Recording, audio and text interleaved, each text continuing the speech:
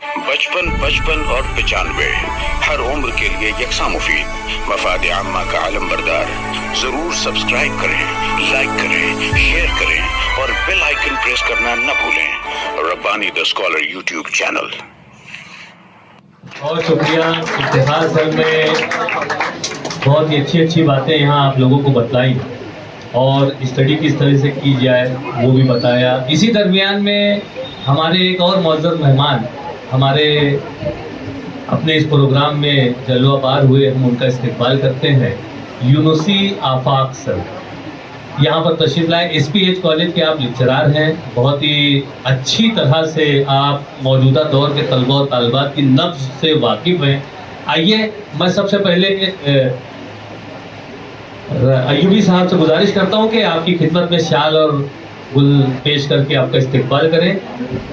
यूनुसी आफाक sir यहाँ पर तशरीफ लाए, हम उनका इस्तेक़बाल करते हैं और उनका शुक्रिया अदा करते हैं कि आपने अपना कीमती वक्त यहाँ हमारे तलबों के लिए दिया।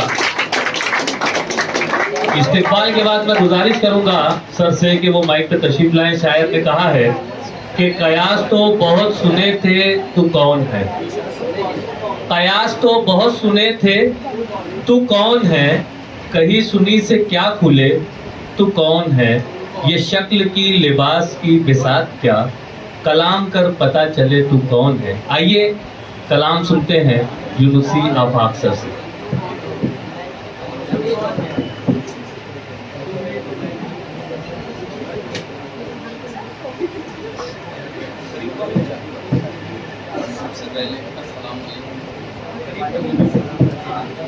अस्सलाम वालेकुम।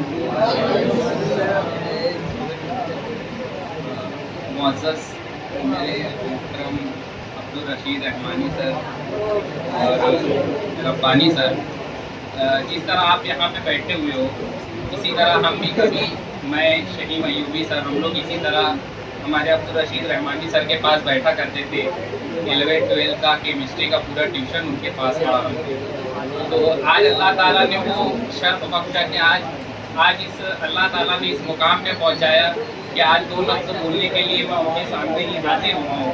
मैं अल्लाह ताला का बेपनाह शुक्रगुजार हूँ कि आज मुझे अल्लाह ताला ने यहाँ पर अब्दुल रशीद रहमानी सर और अपने हम दोस्तों के सामने बोलने का मौका अता फरमाया।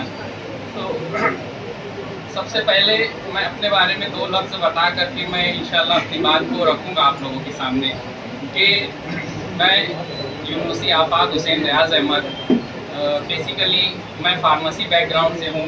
मेरा B.Pharm कंप्लीट हुआ गवर्नमेंट कॉलेज से, इसके बाद फिर M.Pharm कंप्लीट किया मैंने और करंटली अभी मैं PhD में परसुइंग है। PhD मेरा चल रहा है, इंशाल्लाह करीब 1 साल में 1-1.5 साल में मेरा PhD भी मुकम्मल हो जाएगा। और इसके बाद मैं आप लोगों को बताता चलूँ कि इसके आगे भी मेरा आगे बढ़ने का इरादा है, पोस्ट डॉक्टरेट करने का भी इरादा है। आप लोगों से भी दुआ की दरख्वास्त है और हमारे साथ मॉडल में बैठे हैं उनसे भी दुआ की दरख्वास्त है कि अल्लाह ताला हमें आगे का सिलसिला हमारा आसान करे। और उसके बाद ये हो गई एजुकेशन क्वालिफिकेशन के बाद मैंने फार्मेको विजिलेंस में मुंबई में 8 साल जॉब किया। उसके बाद फिर अभी पिछले 3 सालों से मैं SPH college of pharmacy Malegaon, जिसे समाज श्री प्रशांत दादा हीरे कॉलेज ऑफ फार्मेसी, वहाँ पर एज ए असिस्टेंट प्रोफेसर काम कर रहा हूँ। ठीक है। सो शहीम अयूबी सर ने मुझे कहा कि आकर तलबा से थोड़ी सी गुफ्तगू की जाए। मुझे नहीं पता था कि इतना अच्छा यहाँ पर प्रोग्राम का माहौल है। फिर भी मैं अपनी जो चंद बातें आप लोगों के सामने रखना चाहूँगा कि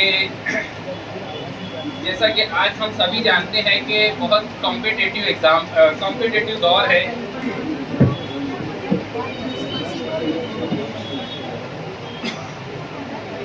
सो सबसे पहले मैं आप लोगों से पूछना चाहूँगा कि यहाँ पर 11वीं 12वीं और 10वीं सभी के तलबा हैं, 11th 12th और 10th के यहाँ पे सभी तलबा हैं कि सिर्फ 12th के हैं? चलो कोई बात नहीं। देखो ये एक डिस्कशन का माहौल है, हम इसे कोई स्पीच और भाषण और लीडर की तकरीर नहीं बनाना चाहते। हम यहाँ पर सिर्फ एक डिस्कशन करना चाहते हैं। अगर आपके मन में कोई डाउट हो, कोई क्वेश्चन हो फार्मेसी फील्ड से रिलेटेड, तो आप पूछ सकते हो। अगर मुझे जहाँ तक जितना मुनासिब समझा मैं आप लोगों को बताऊंगा। फिर भी मैं कुछ आप लोगों को एक मोटिवेशनल एक तरीका के जिसके तरीके से हम लोग क्या कर सके, आप लोग अपनी पढ़ाई में आगे बढ़ सके, आप लोग अपनी पढ़ाई के ताल्लुक से जो है ध्यान दे सके। तो सबसे पहली बात जो मैं कहना चाहूँगा कि यहाँ पर ज़्यादातर तलबा जो होंगे 12th क्लास के होंगे, है ना। सारे मैक्सिमम 12th क्लास के तालबात भी हैं। ओके, सो सबसे पहली बात जो आप अपने ध्यान में रखें कि 12th जो है ये आपका क्या है, टर्निंग पॉइंट है। कि आप किसी भी फील्ड में एंटर होने के लिए आपकी जो सबसे पहली सीढ़ी है वो क्या है, 12th है। 12th का रिजल्ट आपको हर जगह पे मैटर करेगा। 12th जो है ये 12th जो है स्टार्टिंग पॉइंट है, बट ये क्या है, कोई फाइनल जजमेंट नहीं है। ऐसा नहीं है कि आप 12th में अगर एक फील्ड में गए तो आप उसके ताल्लुक से जो है अगर आपको नहीं जमा तो आप दूसरी फील्ड में शिफ्ट हो सकते हैं। जैसा कि आप सभी को पता है कि अभी NAP 2020 आने वाला है, नेशनल एजुकेशन पॉलिसी 2020, ओके 2020। सो उस पॉलिसी के अकॉर्डिंग में आपका कैसा रहेगा कि आप एक ब्रांच में, एक फील्ड में अगर आप एजुकेशन ले रहे हो, आपका एजुकेशन सपोज आप किसी भी फील्ड में हो, तो आपका अगर एक साल उसमें मुकम्मल हो गया है, आपका एक साल मुकम्मल होने के बाद अगर आपको लगता है कि नहीं मुझे ये नहीं करना चाहिए, मुझे किसी और फील्ड में एंटर होना है, तो आप वो एक साल आपका जो रहेगा वो ज़ाया नहीं जाएगा। आप वो एक साल को अपने सेफ रखने के बाद आप किसी दूसरी फील्ड में एडमिशन ले सकते हो। आपको वहाँ पे फर्स्ट ईयर में एडमिशन मिलेगा, और जो पहला एक साल आपने किया, जो पहला एक साल किया वो आपका सेफ रहेगा। वो एजुकेशन कंप्लीट करने के बाद आप वापस जब इसमें आओगे दोबारा, तो आपको दोबारा से जो है सेकेंड ईयर में एडमिशन मिलेगा। ये अभी NAP की 2020 की एजुकेशन पॉलिसी का एक पॉइंट है जो हमारे बहुत सारे तलबा और तालबात को नहीं पता है। उनको ऐसा लगता है कि बस 12th में मैंने जो कर लिया, अब उसके बाद में उसके आगे अगर साइंस से चला गया तो मैं साइंस से ही रहूँगा। ऐसी कोई बात नहीं है। This is not your just final judgement. After that also you can change your field. Okay, ठीक है। 12वीं के तलबा का सबसे जो मेन पॉइंट रहता है, सबसे ज़्यादा जो बात उनके अंदर देखी जाती है कि एक तो सबसे बड़ा जो रहता है कंफ्यूजन रहता है। ठीक है, क्या रहता है कंफ्यूजन? क्या कंफ्यूजन कि हमें करना क्या है, हमें करना क्या है। 12th में पहले वो बैठते हैं फिजिक्स केमिस्ट्री मैथ से लेके, उसके बाद 12th फिजिक्स केमिस्ट्री मैथ से स्टार्ट करते ही उनको फिर थोड़े दिन में समझ में आता है कि नहीं इंजीनियरिंग तो बहुत डिफ़िकल्ट हो जाएगा, मैं नहीं कर पाऊँगा। तो ये सबसे बड़ा कंफ्यूजन का पॉइंट जो रहता है वो हमें कब क्लियर करना है, वो अभी क्लियर करना है। आप लोगों को 12th में ही वो चीज़ को क्लियर करना है कि मुझे कैसे आगे बढ़ना है, मुझे किस फील्ड में आगे बढ़ना है। दूसरी बात जो रहती है कि सबसे ज़्यादा स्ट्रेस जो रहता है आपका 12th में रहता है। सबसे ज़्यादा आपके ब्रेन को जो वर्किंग करने का टाइम रहता है वो कब रहता है, 12th रहता है, और उसी में आप बहुत ज़्यादा स्ट्रेस्ड होते हो। और वो स्ट्रेस को दूर करने के लिए आपका सबसे पहले जो आपका कंफ्यूजन दूर होना चाहिए कि मुझे करना क्या है। मुझे मेडिसिनल फील्ड में जाना है, मुझे इंजीनियरिंग में जाना है, या फिर मुझे कोई गवर्नमेंट की जो गवर्नमेंट के जो एग्ज़ाम्स है, UPSC है, MPSC है, उन सारे एग्ज़ाम्स को क्रैक करना है। तो यहाँ पे आप उसको क्लियर कीजिए। ठीक है, उसके बाद जो होता है कि 12वीं के बच्चों के अंदर सबसे जो एक बड़ी चीज़ रहती है सर कि डर होता है कि मैं मतलब 12वीं के एग्ज़ाम में मेरा रिज़ल्ट नहीं आया तो मैं क्या करूँगा। तो मैं फिर से वही बात बोलूँगा कि this is not your final judgement. ये आपका फाइनल जजमेंट नहीं है। देखो, हमें कोशिश करते रहना चाहिए। बच्चों में एक डर होता है कि हमारा अगर रिजल्ट अच्छा नहीं आया तो फिर क्या हो जाते हैं, वो डीमोटिवेट हो जाते हैं, फिर वो आगे बढ़ने के बारे में कुछ नहीं सोचते। वो सोचते हैं कि हमारा अब इसके आगे कुछ नहीं हो सकता, हमें अब कोई काम धंधे से लग जाना चाहिए, हमें फिर से वापस से जो है वाली साहब की या घर वालों की हेल्प में लग जाना चाहिए, जिनका कारखाना कारोबार है वो उसमें लग जाते हैं। तो ये बिल्कुल गलत चीज़ है। तो जो आप अगर जैसे अगर आपका रिजल्ट इन केस अगर आपका रिजल्ट 19-20 आता भी है तो आपको फिर से चांस लेना चाहिए, आपको फिर से आगे बढ़ना चाहिए, आपको फिर से वो चीज़ को स्टार्ट करना चाहिए जहाँ पे आपने छोड़ा था। ठीक है, ओके। उसके बाद फिर जो रहता है कि 12, चलो 12 तो हो गया, उसमें हम कोई चीज़ में मतलब किसी फील्ड में एडमिशन ले लिए, लेने के बाद बट वो एडमिशन लेने के बाद हमें वहाँ पे जाके समझ में आता है कि हमें तो ये करना ही नहीं था, कि मुझे जाना था मेडिकल फील्ड में, मगर मैं आगे इंजीनियरिंग फील्ड में। ठीक है, तो उसके लिए आपको सबसे पहले 11th-12th में आपको क्या चीज़ चाहिए कि आपको जो आपका कैरियर है और जो आपका जॉब है उसका डिफरेंस पता रहना चाहिए। जो करियर है और जो जॉब है उसका डिफरेंस पता रहना चाहिए कि करियर क्या होता है और जॉब क्या होता है। जॉब वो चीज़ होती है कि जिसकी वजह से आप वहाँ पर काम करके कुछ पैसे कमा सको। जॉब क्या चीज़ होती है कि आप वहाँ पे काम करके वो कुछ पैसे या कुछ जो है आपको आमदनी का जरिया हो सके। और करियर क्या होता है कि लॉन्ग टर्म जर्नी होता है। क्या होता है?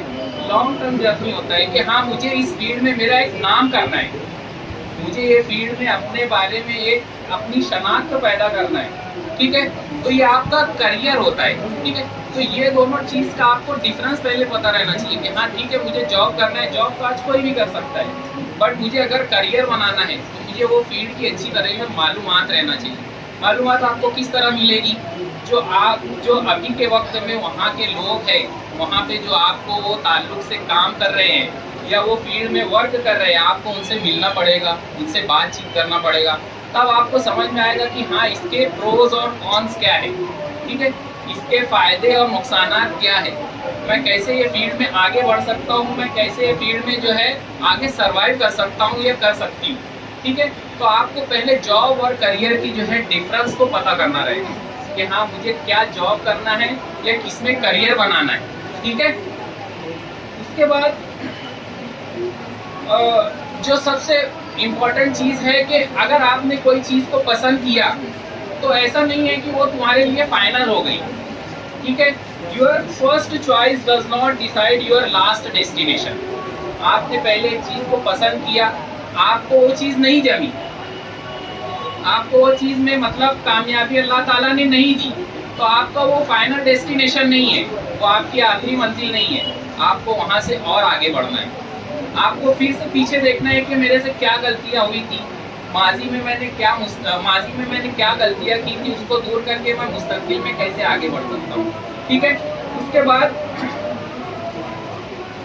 सबसे पहले जो है, अब जब आप ये सारी चीज़ें अगर वो कर ले तो सबसे पहले आपको पता रहना चाहिए कि आपकी स्किल्स क्या है, आप किस चीज़ में बेस्ड हो।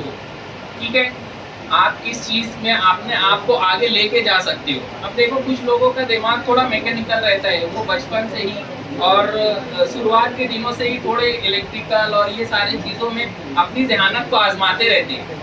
तो ये सारी चीज़ें आपको इंडिकेशन देती है कि हाँ आप जो है एक इलेक्ट्रिकल इंजीनियर और इंजीनियरिंग की फील्ड में आप लोग थोड़ा सा काम कर सकते हो। ठीक है, तो सबसे पहले आपको आपका मतलब आपकी क्वालिटीज़ आपको जानना है कि मैं किस में अच्छा हूँ। मैं मेडिकल फील्ड में जा सकता हूँ, अगर मैं कोई चीज़ को किसी बॉडी को देख के ही अभी से ही डर जाता हूँ तो मैं आगे मेडिकल फील्ड में कैसे एक ऑपरेट करूँगा। ठीक है, बट वो सारी बात की चीज़ें, मगर अभी से आपको क्या है वो चीज़ों को आपके बारे में जानना है कि what I am good at, मैं किस चीज़ में अच्छा हूँ। ठीक है, मैं किस चीज़ में अपने बारे में मतलब अच्छी चीज़ें मैं खुद जानता हूँ। ठीक है, फिर उसकी वजह से मैं डिसाइड कर सकता हूँ कि हाँ मैं किस फील्ड में आगे बढ़ सकता हूँ। उसके बाद कौन सा काम करने की वजह से मुझे उसमें खुशी मिलती है, कौन सा ऐसा काम है जो करने की वजह से मुझे खुशी मिलती है, जो आपका अगर बोलते हैं ना कि जो आपकी पसंद है वही आपका पैशन बन जाए तो आपको सक्सेसफुल होने से कोई नहीं रोक सकता। ऐसा अब बहुत सारे लोगों की शुरू से वो रहती है, ख्वाहिश रहती है कि वो टीचिंग ही करेंगे। बहुत अच्छी मार्क्स करने के बाद भी, मार्क्स मिलाने के बाद भी वो क्या करते हैं, टीचिंग प्रोफेशन में जाते हैं, बहुत अच्छे टीचर बनते हैं। ओके, बहुत अच्छे, उनको ऐसा रहता है कि नहीं मुझे टीचिंग ही करना है, तो आप उनको बचपन से या शुरू के दिनों से ये चीज़ में रहती है कि वो उनको सिखाने में मज़ा मिलता है, उनको वो चीज़ लर्निंग अंडरस्टैंडिंग में जो है मज़ा मिलता है। तो आपको ये चीज़ खुद देखना है, कोई आपको बताएगा नहीं, ये आपकी खुशी आपको जाहिर करेगी कि हाँ ये काम करने में या मैं ये पढ़ूंगा ये करूँगा तो इसमें मुझे खुशी मिलती है। ठीक है, अगर मैं डॉक्टरी करूँगा तो मुझे डॉक्टर बनने में मुझे मैं अच्छे से पेशेंट को ट्रीट करूँगा तो मुझे खुशी मिलेगी। ठीक है, उसके बाद क्या है कि आगे से 10-15 साल के बाद आप आगे से 10-15 सालों के बाद अपने आप को कहाँ देखना चाहते हैं। ठीक है, कि अभी तो ठीक है, अभी 11th-12th है, उसके बाद आप 10-15 सालों के बाद अपने आप को कहाँ देखना चाहते हो। तो ये अवेयरनेस आपके अंदर रहना चाहिए, ये चीज़ आपको अभी से जानना चाहिए कि ठीक है ये मैं यहाँ पे अभी हूँ मगर मुझे आगे जाना कहाँ है, मुझे आगे कौन सी फील्ड में काम करना है, मुझे एक अच्छा इंजीनियर बनना है, मुझे एक अच्छा डॉक्टर बनना है, मुझे एक अच्छा फार्मासिस्ट बनना है। ठीक है, बहुत सारी चीज़ें इंसान की बाय चॉइस नहीं होती है, बाय चांस होती है, मगर ऐसा रहता है कि हम वहाँ चांस की वजह से भी क्या है अच्छी से परफॉर्मेंस कर सकते हैं। वहाँ से एक नया जर्नी स्टार्ट होता है आपका कि हाँ जब मैं फार्मेसी फील्ड में गया तो उस टाइम पे मालेगांव में ऐसा था कि सारे लोग इंजीनियरिंग और डॉक्टर और उसी के ताल्लुक से सारी चीज़ें करते थे।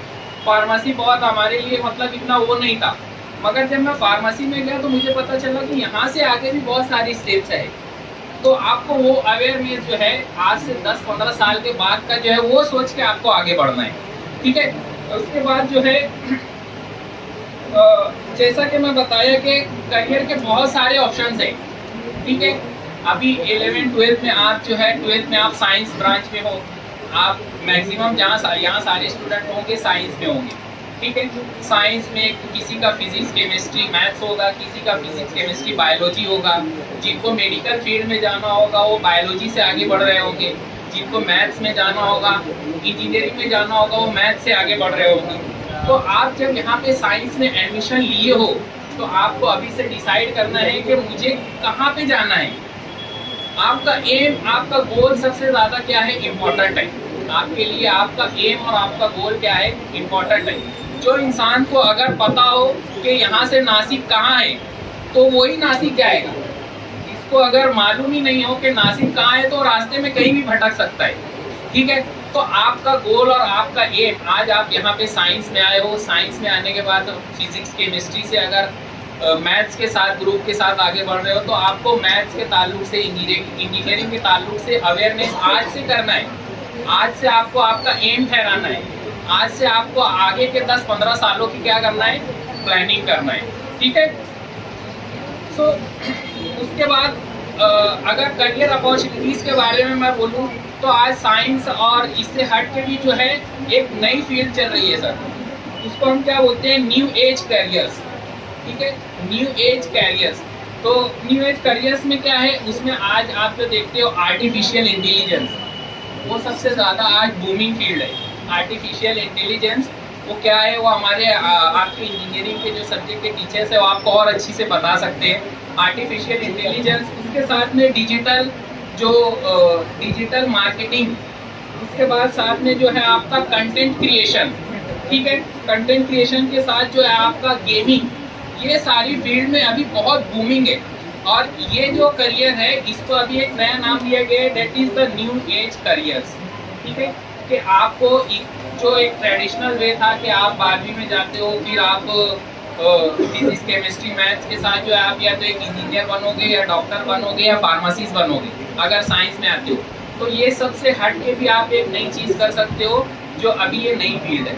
उसमें आप AI से आगे बढ़ सकते हो, आप डिजिटल के जो फील्ड्स है उसमें आगे बढ़ सकते हो, कंटेंट क्रिएशन में आगे बढ़ सकते हो। कंटेंट क्रिएशन के बारे में हमारे रब्बानी सर बहुत अच्छी से जानते भी होंगे और वो बता भी सकते हैं आपको। ठीक है, उसके बाद जो है गेमिंग जो है, इसके अंदर भी बहुत ज़्यादा आपके पास क्या है, अपॉर्चुनिटीज़ है। ठीक है, उसके बाद ये सारी चीज़ें अचीव करने के लिए हमें क्या चाहिए, ये सारी चीज़ें अचीव करने के लिए हमको क्या चाहिए कि स्किल्स मैटर। आपकी जो स्किल्स है, आपकी सलाहियतें जो है वो आपको क्या करती हैं, आगे लेके जाती हैं। तो आपकी जो बहुत सारी सलाहियतें हैं कम्युनिकेशन स्किल है वो आपकी अच्छी रहना चाहिए, ठीक है। उसके बाद प्रॉब्लम सॉल्विंग, आप किसी कंपनी में जाते हो, कोई ऊंचे ओहदे पे आप फाइज होते हो, तो आपकी जो प्रॉब्लम, वहाँ की जो प्रॉब्लम्स है वो सॉल्विंग आपकी क्या रहना चाहिए, स्किल्स अच्छी रहना चाहिए, ठीक है। एडेप्टेबिलिटी, आपका जो इन्वायरमेंट है, आप जो न्यू इन्वायरमेंट में जाने वाले हो वो इन्वायरमेंट को आपको अडेप्ट करते आना चाहिए, उसके अकॉर्डिंग आपको रिएक्ट करते आना चाहिए, ठीक है। तो ये जो है ये सारी स्किल्स है ये आपके अंदर आपको क्रिएट करना पड़ेगी, अभी नहीं थ्रू आउट द आपके प्रोफेशन, ठीक है। उसके बाद अगर मैं आगे की बात करूं कि ठीक है अभी आप जो 11th 12th में हो, 12th में हो और आप 12th के बाद आगे बढ़ोगे, तो सबसे बड़ा बर्डन रहता है जब आप यहाँ से यहाँ पे तो सारे बच्चे बहुत अच्छी मार्क्स मिला लेते हैं, टॉप कर लेते हैं, अच्छी मार्क्स ले लेते हैं, बट जब परफॉर्मेंस का टाइम आता है तब जब जाते हैं इंडस्ट्री में, तो इंडस्ट्री में जाने के बाद सबसे बड़ा जो बर्डन रहता है हैंडलिंग प्रेशर, कि वहाँ के प्रेशर को कैसे हैंडल किया जाए। अभी तक तो ऐसा था कि हम घर पे होते थे, हमें अपने घर पे हर चीज़ अवेलेबल रहती थी, हर चीज़ हमारी मंशा के मुताबिक पूरी होती थी, तो वहाँ पे हम बहुत अच्छा परफॉर्म करते थे, वहाँ पे हम बहुत अच्छी से अपने मतलब जो है सारे काम कर लेते थे, वक्त पे हर चीज़ हो जाती थी।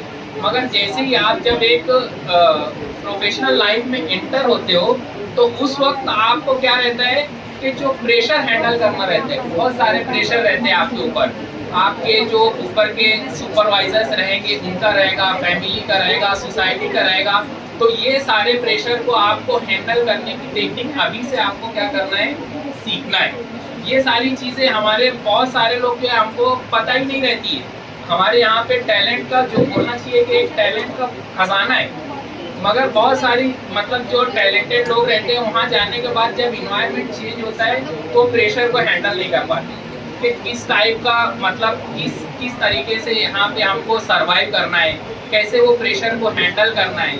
आप जहाँ भी जाओ तो वहाँ की सिचुएशन को समझ के उसके अकॉर्डिंग आप एक्शन ले सको, ठीक है। उसके बाद आप अभी 12th की पढ़ाई कर रहे हो, 12th के एग्ज़ाम के लिए प्रिपरेशन कर रहे हो, तो सबसे ज़्यादा जो चीज़ में आया तो यहाँ पर हमारे इफ्तिखार सर आपको बता रहे थे कि आपको क्या करना है, हार्ड वर्किंग करना है। क्या करना है, हार्ड वर्किंग करना है। तो हार्ड वर्किंग जो है, आपकी हार्ड वर्किंग करने की वजह से आपके अंदर जो है क्या होता है कि सहने की सलाहियत आती है, ठीक है। यस, ये यहाँ पे बच्चा बैठा है, बोले यस, ऐसा लग रहा है बहुत कुछ सहा है उसने इसीलिए उसने बहुत जोर से बोला यस।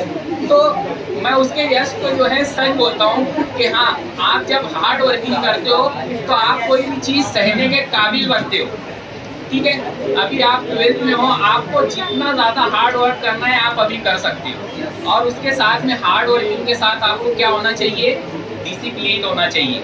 आपको क्या होना चाहिए, सिर्फ हार्ड वर्कर नहीं होना चाहिए, आपको डिसिप्लिन भी होना चाहिए। अगर आप डिसिप्लिन प्लस हार्ड वर्कर हो तो आप एक बहुत अच्छी चीज़ को अचीव कर सकते हो, जो आपका एम है, ठीक है।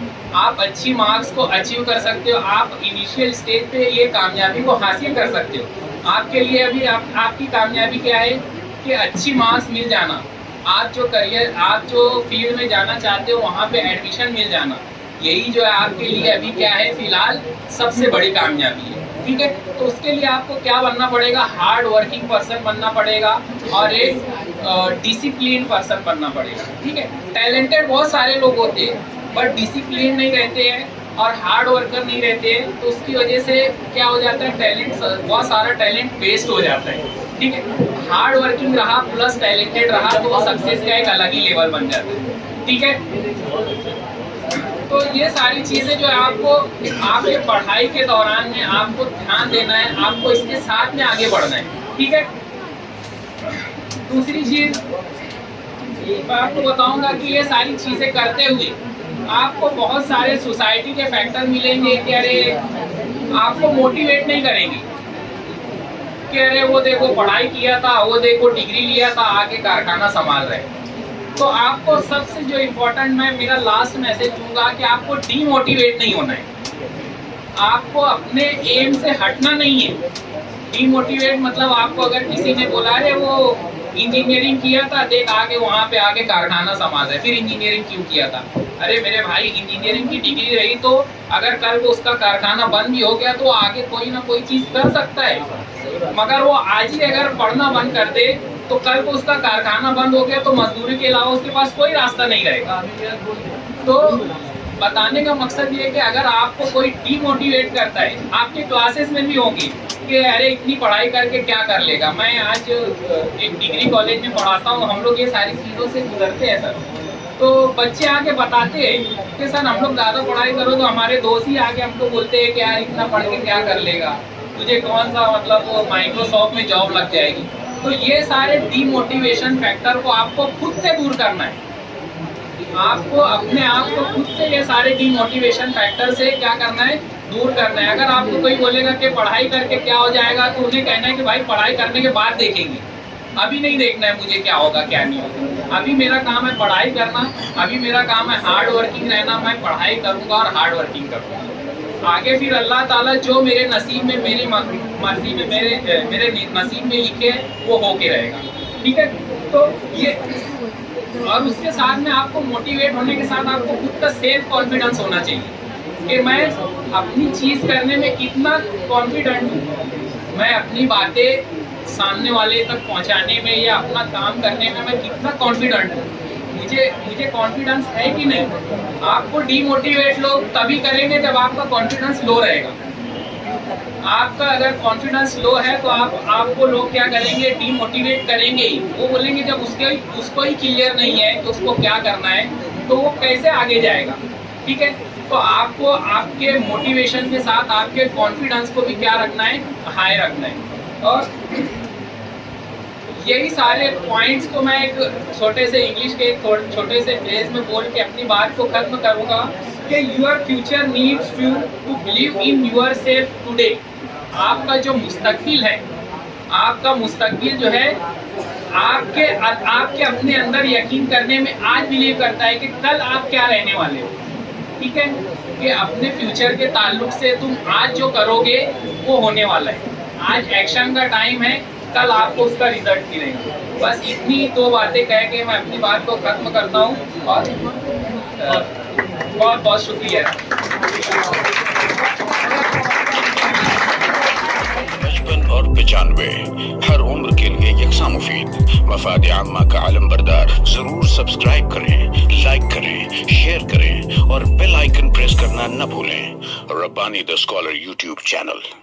Rabbani the scholar YouTube channel इल्मी, अदबी, दीनी, मिल्ली, समाजी, सकाफती, तहजीबी, फलाही, तिब्बी, फन्नी, माशी, तिजारती, माशरती, इंतजामी, इनकलाबी, तहरीकी, तहकीकी, तकनीकी, तफ्तीशी, तामीरी, तालीमी व मालूमाती यूट्यूब चैनल ज़रूर सब्सक्राइब करें, लाइक करें, शेयर करें और बेल आइकन प्रेस करें। Rabbani the scholar YouTube channel.